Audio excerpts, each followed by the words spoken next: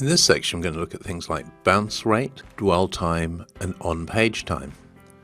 So the first thing, what is bounce rate? Well, this is quite an important thing that Google measures.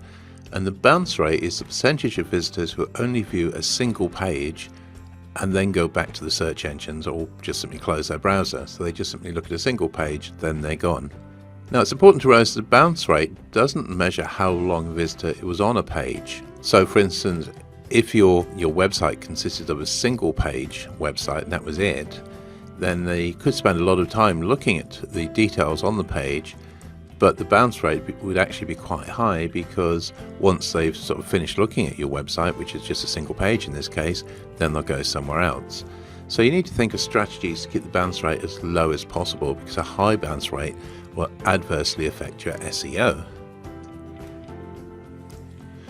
So what are the sort of reasons you get for a high bounce rate? Well, there's lots of reasons really. I mean, if you've got a slow loading web page, people just give up and go back to the search results and look somewhere else.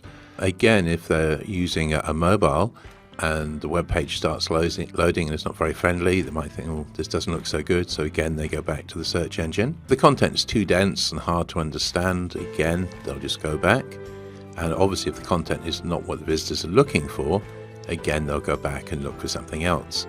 So things like thin content, poor site navigation menus, no obvious call to action, these are all the sort of things that can result in a high bounce rate. There are other things you need to think about. So for instance, let's say on the page there's a link to something else, maybe a PDF file or a Word file or something like that. You always want to make sure that these open in a new tab, so that, let's say you'd link to a PDF file, when the PDF opens in a new tab and they close that down, then you go back to your page. What you don't want are links where, maybe the external link to another website replaces the link, replaces your website basically. So they're on your website, they click on a link to an external site, they go there and effectively leave your site.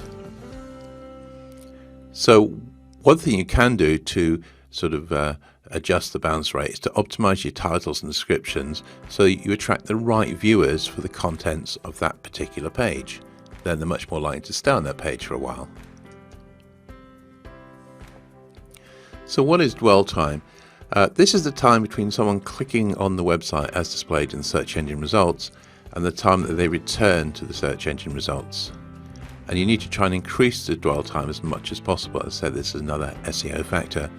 And as I previously mentioned, one way of doing this is just simply to embed a video on the page, because if people spend time watching the video, then that increases the amount of time they spend on the page, it increases the dwell time, it helps your SEO. So what is on-page time? Well, this is the amount of time a visitor spends on a particular page before they go somewhere else. So the somewhere else could be back to the website results, it could be linking through to somewhere else, or it could just be simply closing the browser altogether.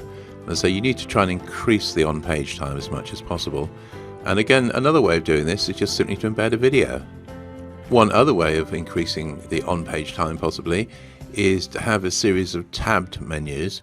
So when people click on the different tabs, it just takes you to a different part, or it displays a different part of that page. So it doesn't actually go to a different page, it just shows more information on that particular page to the user. So that's quite a useful little trick.